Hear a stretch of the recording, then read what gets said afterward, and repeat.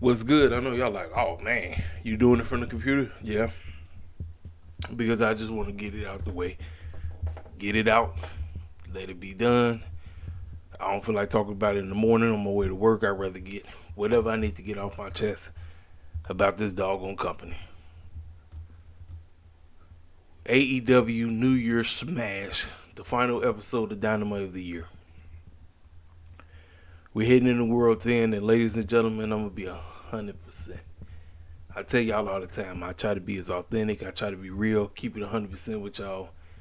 This may have been one of the worst episodes of Dynamite, and overall, one of the worst pay-per-view build-ups we've ever seen in a very long. And you know, like I said, Tony Khan, I don't know what it is, man, but it just seems like he'll give you the main event, but it just seems like trying to build up to the said pay-per-view, he just takes way too long to get to the point of whatever he wants us to be excited about.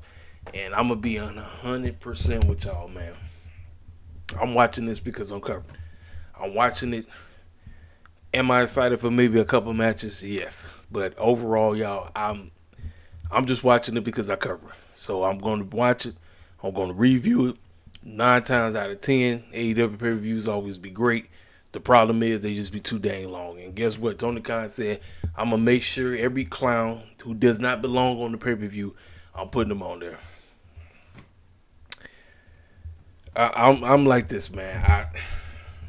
It's just so much is off with this company. I mean, so many things, man.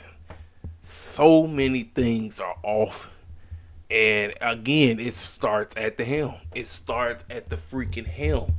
And the guy who's controlling the ship, ladies and gentlemen, can I be 100% with you?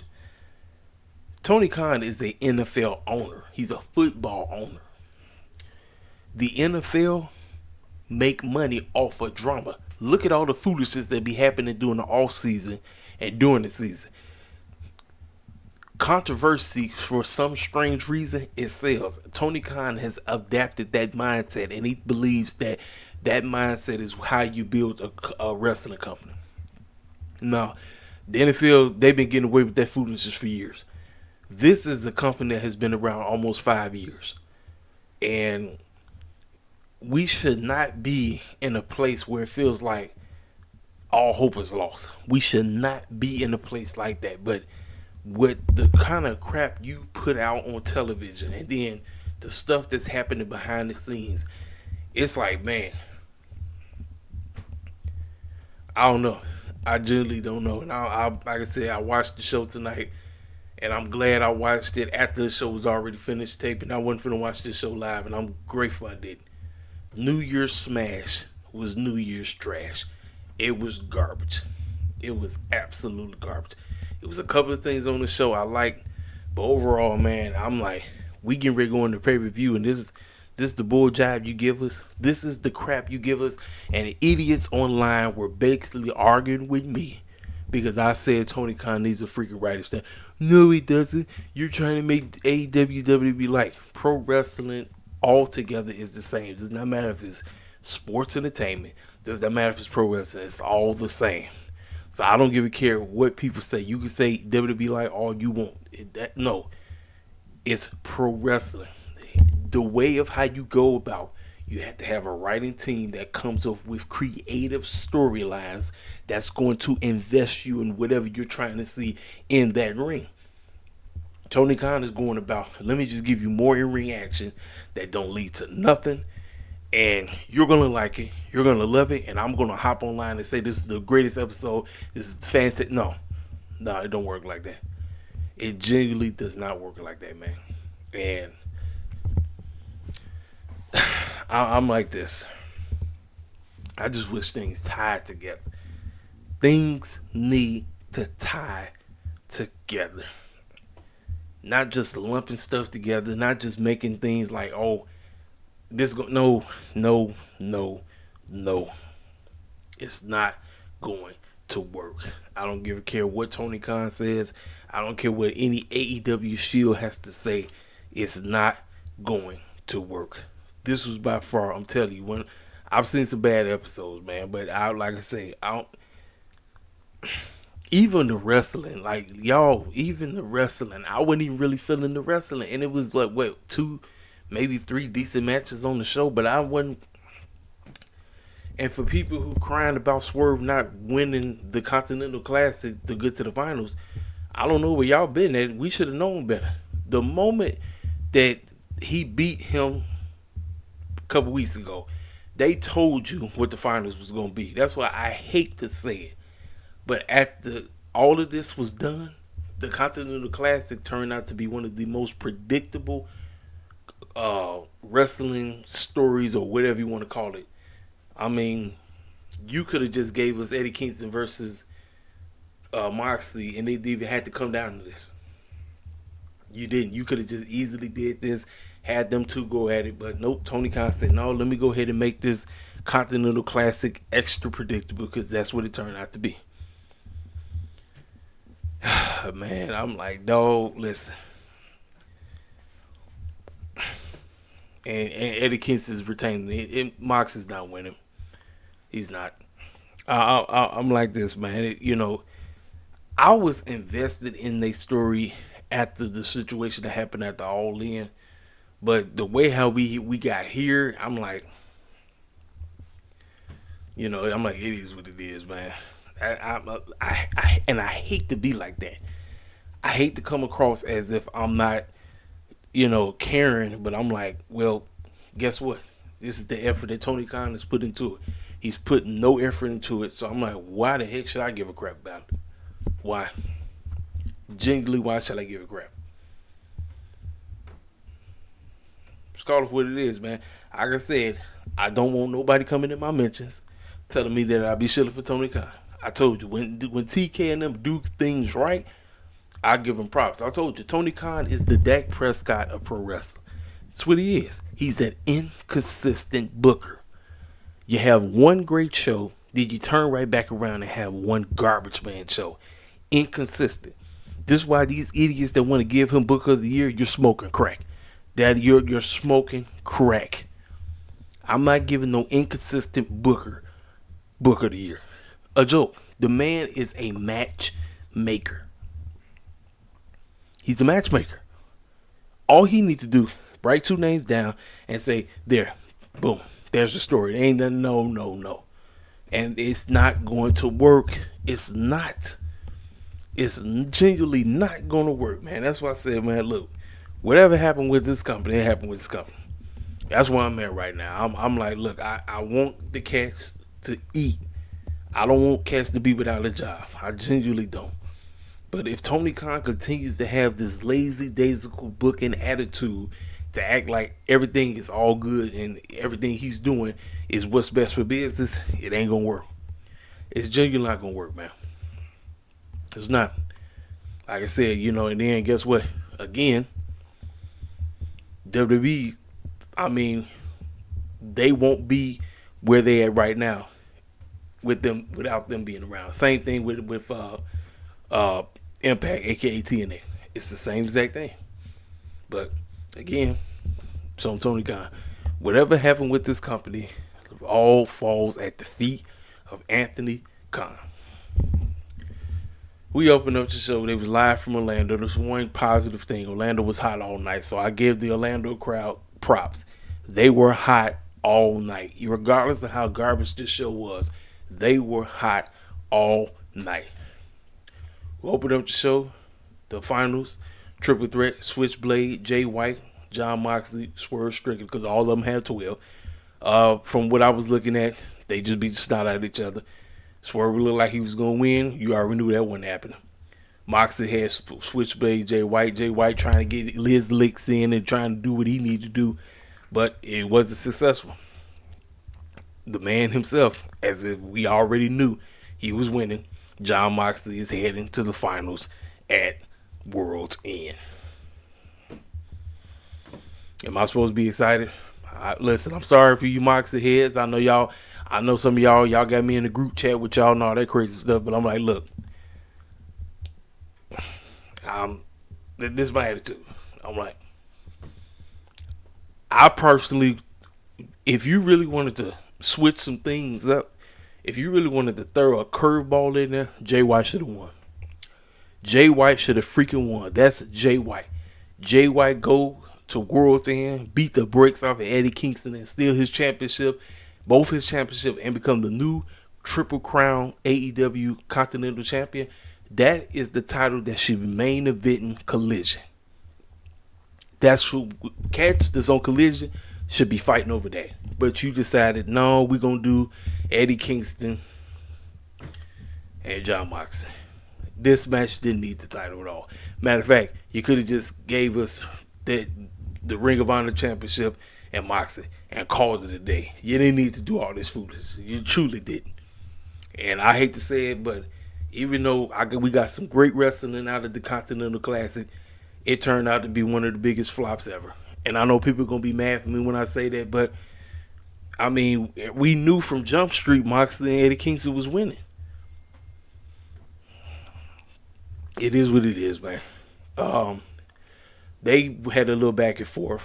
Talk about, I want to get the best. And Eddie Kingston told him, I'm not your young boy. I'm not your little B. Like how you do, Willa Yuta. You say you want the best, I'll give you the best. I agree. Big whoop. So, Tony Schiavone's talking to a disappointed Swerve Strickland. And Prince Nana trying to get his thoughts together, whatever. And Swerve just going off. He said, y'all fools don't know how bad I wanted this. Y'all don't understand how bad I want. I did all this stuff to get to this position, and I failed. But in the meantime, this circus clown that been running his mouth in Ring of Honor and Collision, that claimed he wanted to get a shot, talking about I'm the guy. Well, Keith Lee, where you at, man? You said you was pulling up tonight. I don't see you.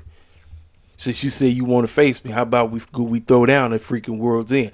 I told everybody what was going to happen. I told cats on TikTok. I told y'all. I told every single one of y'all what match we was getting with Swerve. Swerve wasn't winning this. This title was not for Swerve. This wasn't. It was not destined for Swerve. I don't know why y'all thought this was him. No. Swerve is going to win the big one. Like I said, Swerve already showcased, and I got on his case already. He already showcased that in order to quote-unquote get in that position, you got to quote-unquote shuck and jive a little bit. And listen, we got Prince Nana doing a little buck dance. Yeah, I said it. We got him doing a little buck dancing and got over it. I mean, got the world, got everybody doing it. I would say it was cool at first, but I'm like, you know what? Now the fact that we got Swerve shucking and jiving, and now we got Prince Nana doing a little buck dancing, you know what I'm saying? That's all you need to know. But Tony Schiavone had pulled out a contract. Talk about this is a contract from Keith Lee. We need you to sign it. Prince Nana said, well, hold up. He said, y'all didn't even allow me to even overlook it. And then Swerve said, no, screw. He said, I don't even know if he even brave enough to even pull up at World's End. We getting the matchup. Should the match be great? Absolutely. This is one match I'm actually looking forward to.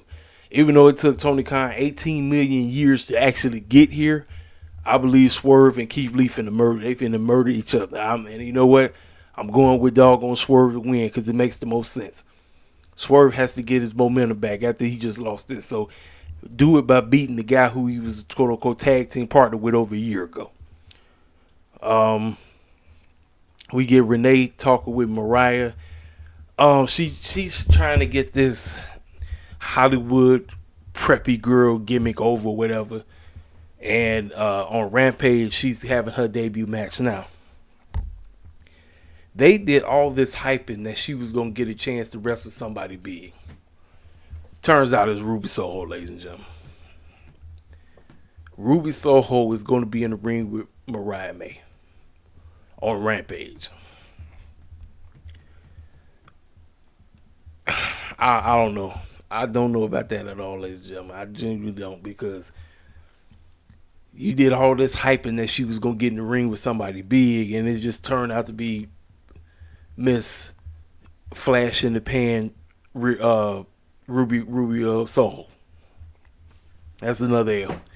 How many L's that girl going to take? How many L's is Ruby Soho going to take? I don't know, but that's that. She said, I'm here to make sure Tony does what she does, and I'm here because this is my moment, and woo-woo this and woo-woo that and all this. So here come Rio. Rio comes out of nowhere, and Tony's out there, and Luther's out there, and then next thing you know, Rio jump on all three of them, trying to get you excited for the matchup. I'm gonna be 100% with y'all. I genuinely don't give a rat's behind about this. I'll as much as I love Tony Storm and what she's doing, man. I see, Tony. This is your fault. Tony Khan, this is your fault. We should be caring about this match, but I genuinely do not give a rat's behind about it. And it's unfortunate because I like Rio, but if Rio was on television and if Rio was able to share her personality, but the problem is the language dialect. I told you. Let me tell you something. Even though H and them don't really know how to do, they do not know how to book the Japanese folk. They just actually starting to put effort into them now, especially with Shinsuke Nakamura. You use their weaknesses. What are they doing with Shinsuke? They got him using subtitles and everything, and you had to read the, whatever he's trying to say and everything, and we get to understand it because it's being translated in English. So, and then we got Bailey and Dakota Kai with Io, Asuka, and Kairi Sane. You see what I'm saying? Maybe we might have to get a translator or something or somebody to be with them for the meantime so that we can get to know them a little bit more, because just getting over in the ring ain't enough. It's just not. It's not. And this is no disrespect to Rio. Like I said, no disrespect to my girl Sheeta and them, because it's like they be here, then they disappear. They here, then they gone. I'm like, how the heck are we supposed to get invested in somebody who ain't never here? Then when you bring them in, you just drop them on the drop of a hat, and next thing you know, you expect us to be all willy-nilly and excited for the match. It don't work like that, Tony Khan. I don't know why you feel that that's the way to go. It's not working, dude. It's genuinely not working.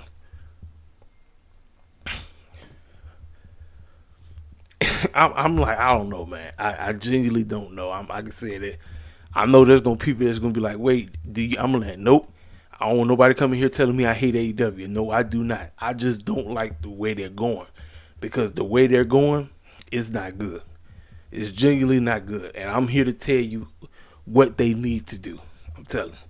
But they tried their best to get people excited for the matchup. Fans out there in Orlando, they loved it, but Rio's not winning. Tony Storm is retaining. So that's that. We get Action and Top Flight talk about how they came up short against the Acclaim, but that's not going to keep them down, and they're going to get back into that race. And next thing you know, OC, Romper Vice, and OC and Romper Vice pulled up, talk about, hey, let's have a matchup on Friday. I'm like, why? Why do you want why? So we get OC on the show. You know, man. Listen, I'm look. I know people gonna say, well, when you complaining about OC being on Dynamite and open the show, I'm glad Tony Khan woke the heck up and realized that was a terrible decision.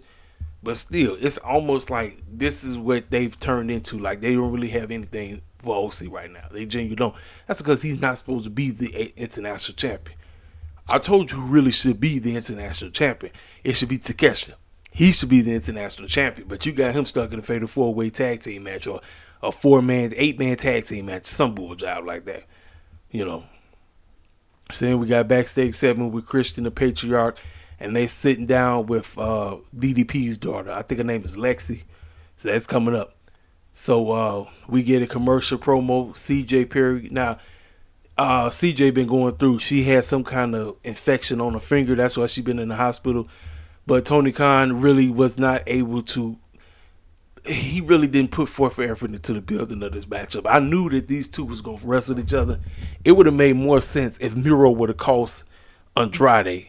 And therefore, now we know why. Because he said, I'm going to mess. Even though he said, I'm not going to mess with your client, he said, I'm not doing it anymore. It would have been perfect for him to come out. But again, her finger situation caused him not to be in town. He was there by his wife's side.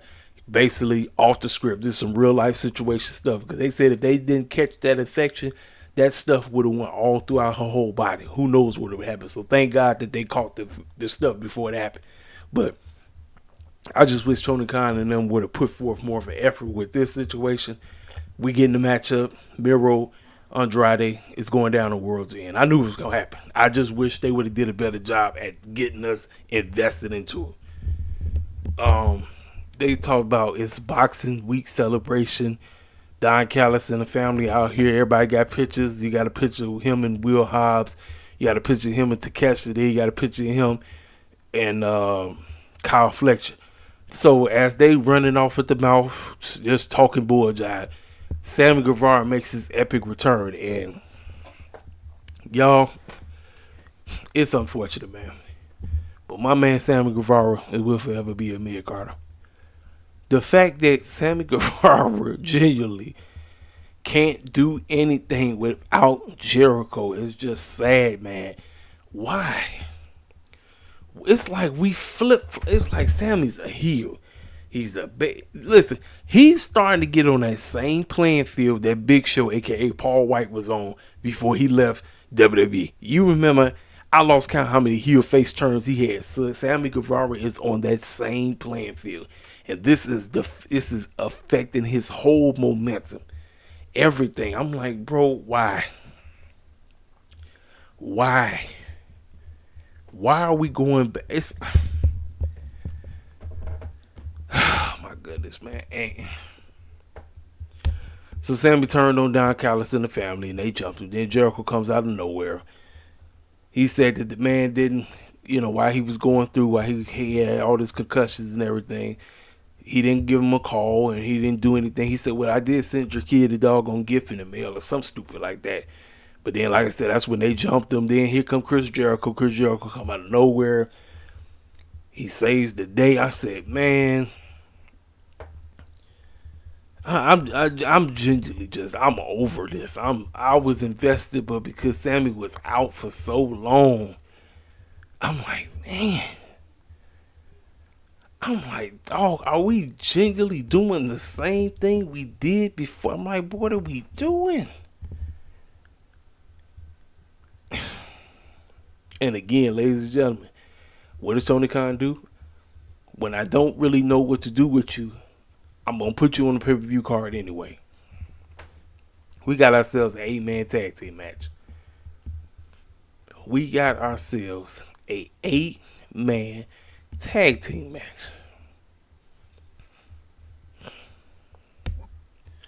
It was supposed to be 2-on-2, right?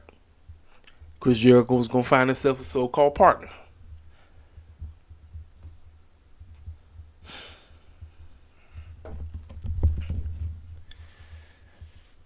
Boy, man, I'm telling you, I do not give a rat's behind about this match at all. I was in it. I don't care, y'all. I genuinely do not give a rat's behind. And it's pretty obvious Jericho and them team gonna win. Obviously, I guess this is a quote unquote, this is a way to keep the tag team titles on Big Bill and Ricky. I mean, but man, look, ladies and gentlemen, I genuinely would have took a triple threat between FTR, House of Black, Ricky, and Big Bill. I would have took that in a heartbeat. But this bull job that we doing, Tony Khan, this is just bull. This is utter bull job. This is utter bull job. I'm sorry, man. This whole, I gotta get everybody on that grandma on the freaking card. No, you do not. Man, I'm genuinely disgusted at Tony Khan though right now, man, because this is the effort that you put in for. Y'all too busy worried about what's going on in WWE land and lawyers and this and CM Punk that and all this bull job, and you keep touting that, oh, we're number one this and oh, we going to Wembley. Don't nobody give a rat's behind about no freaking Wembley right now. We should be focusing on World's End, and you did a terrible job getting us here. And again, what are they going to do? Because they're going to go out here, they're going to give us great wrestling, and guess what? They're going to say, this is just, no, it's not. I'm tired of coming on here saying the same bull jive over and over again about this garbage company every time they do this garbage stuff. Terrible. Absolutely terrible. You do not listen, man. I don't give a care what a AEW Shield has to say, or Tony Khan, or whoever. I don't care. You put forth an effort in your pay-per-view builds. That is what you are supposed to do. Not this lazy daisical same old booking. That's not going to get you anywhere. It's going to get you off of TV. Then fans are going to be crying because there's only one company that's controlling everything again. And it really ain't going to be no point to talk about wrestling no more. It's not. But Tony Khan, that's going to be on your helmet because this is the stupid booking that you decide to do. We did not need this, man. We did not need Sammy and Chris Jericho get back together for the 18th million time. Because the boy got a concussion. You could have continued everything from where you left off. But no. It's like, man, Sammy can't get over unless he hang with Chris Jericho. No. The whole point of the breakup was to get away and get out of his shadow. You go right back. Terrible. Absolutely terrible. Terrible booker, ladies and gentlemen. Terrible. And so that's when the lights go. And here's another thing, man. AEW does this lights thing way too much. The lights go off for dang near everybody. House of Black, Sting, the Devil, Julia Hart. The lights go off for way too many people. I'm like that. It's not special. Things that are overdone. So Chris Jericho, Sting, Darby Allin, and Sammy Guevara versus Big Bill, Ricky, Powerhouse Hobbs, and Takeshita. I generally don't give rats behind about the matchup. But I can tell you right now, Team Jericho numbers winning. Easy money. So then we get to the blue side of things. Bryan Danielson, Eddie Kingston. Because I already knew who won, was it a decent match? Sure. But the match was predictable as possible. Very. Kingston wins.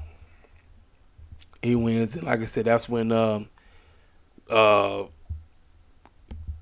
Moxley came out, and like I said, they had their back and forth. I talked about this earlier. I was ahead of schedule, but y'all heard what I said about it. It is what it is. I told you my thoughts. Eddie Kingston is walking out with all three titles. He's retaining his Ring of Honor Championship and his New Japan Strong Championship, and he will be your new Triple Crown champion. The AEW Continental Championship. Like I said, if you really want to build up freaking Collision, a draft is needed. I don't care what these fools who was trying to go back and forth with me on Twitter had to say about it. A draft and a writing team is needed. That is the only thing that's going to save this company. I don't care. You can say this WWE like all you want. A draft is needed. These titles need to feel special. You need a doggone writing team. A writing team for Rampage and Dynamite. A writing team for freaking Collision. And call it a day. Call it a day. Excuse me, y'all. It's late. I got to get the clown up out of here. We just talked about that. So we got to sit down backstage. Christian Cage, Shayna Wayne, Nick Wayne. Talk about where's Adam Copeland. He comes out of nowhere, and they beat the snot out of each other.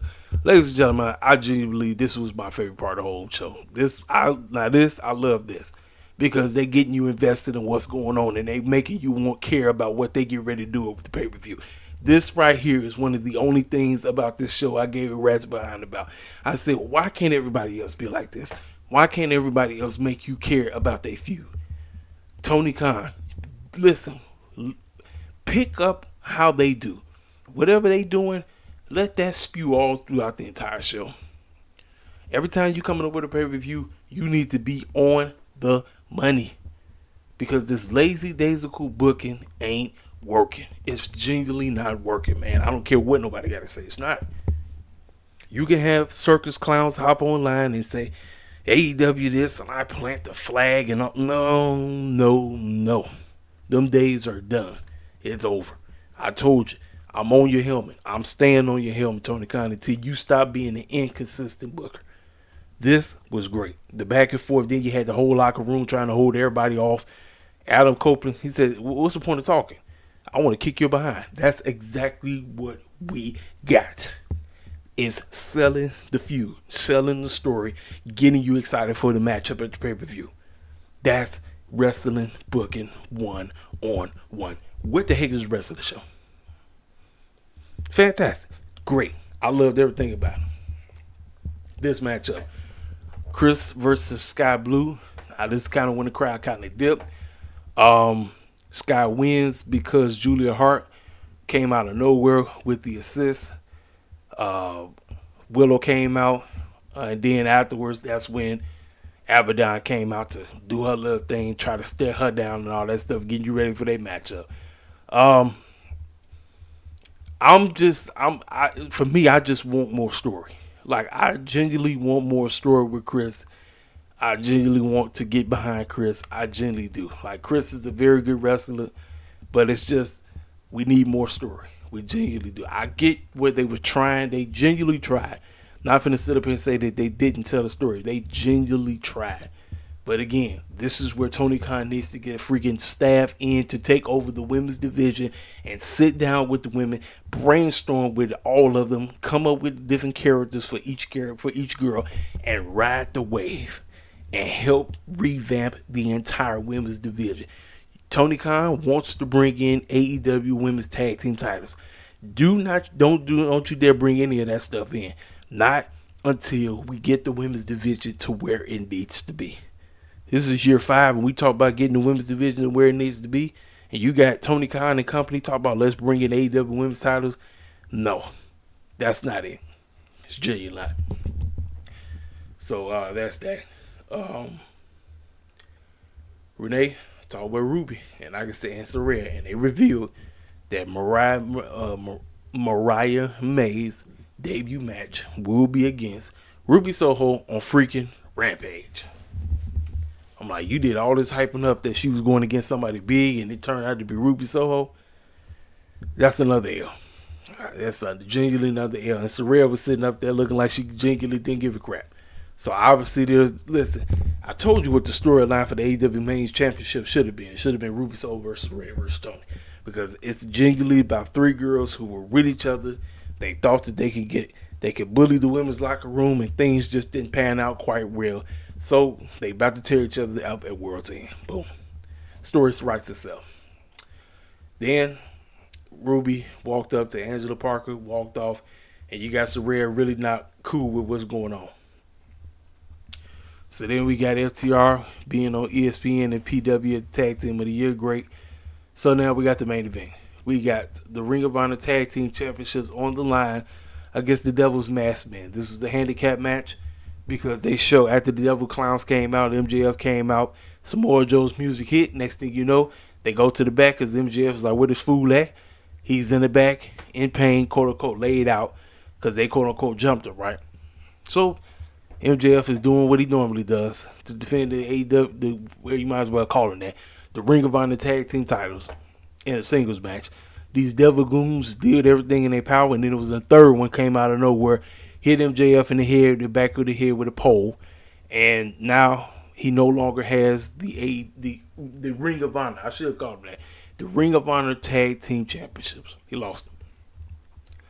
So then that's when a hobbled, quote unquote hobbled, Samoa Joe came out there. Security was trying to hold him back. He had a chair, he limping and all this crazy stuff.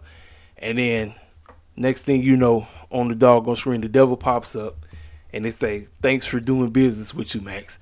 Next thing you know, Samoa Joe, quote unquote, is miraculously healed and pretty much lays MJF out. So you gotta ask yourself, was Samoa Joe working with the Devil the whole time?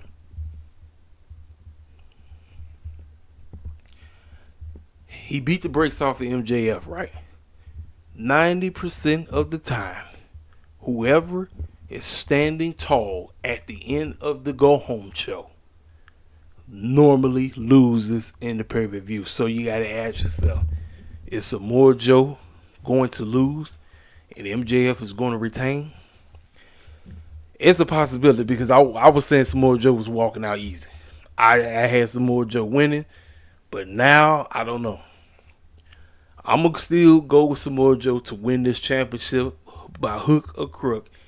And the clown who's the devil is the clown who been quote-unquote on crutches this whole time. It's Adam Cole. That's who it is. And if it ain't, then we just got to find out. But the ending, it was a beatdown. It was to be continued. It makes you, okay, I got to see what happens. Does MJF retain again? Does he lose? Great. I was cool with that. You know, Tony Khan and them just got to do a better job at telling stories. And he's going to have to bend over and get himself a freaking team. He got to. You can't do it by yourself. You genuinely cannot. I don't know why this fool think he can do it by himself. You can't. You just can't, bro. And that's why the shows are suffering. That's why nobody's pulling up to your shows. That's why every time you go to an AEW show, it look like ain't nobody there. You know, like I said, I'm hard on Tony Khan because I want this company to be around for a very, very long time. But being an inconsistent booker, it's got to go. It's not going to work. It's genuinely not going to work. Ladies and gentlemen, I've been belly aching for a long time. I finally got back here to do this video in front of you, let y'all know y'all can see my facial reaction to how I actually feel, expressing myself about what's going on and all elite wrestling, all the drama going on backstage, cats hopping on social media, talking all kind of bull jive. And then you got this trash that you putting on TV, and then you want people to be excited. You want people to fork over $50. What kind of circus clown do you think we are? Do you genuinely think we that silly? Well, unfortunately, we wrestling heads. Wrestling heads really are goofy. Don't matter who we are. But Tony Khan, you got to do a better job, man. Hopefully, going into 2024, the first episode of AEW Dynamite in 2024 got to be one of the best episodes ever. It genuinely has to. And then from that point on, we can't have no garbage episodes. I can't have trash episodes of Collision. I can't have trash episodes of Rampage. Nothing. You are only allowed one trash episode a year. I'm serious. I'm getting to that point now because I feel like I'll be coming on here saying the same thing over and over again, telling cats this is what Tony Khan has to do, but he just don't want to do. Y'all know what to do. Hit that comment section up. If you're new to the channel, feel free to subscribe. Hit that like button, and I'll talk to y'all cats later. How's your boy?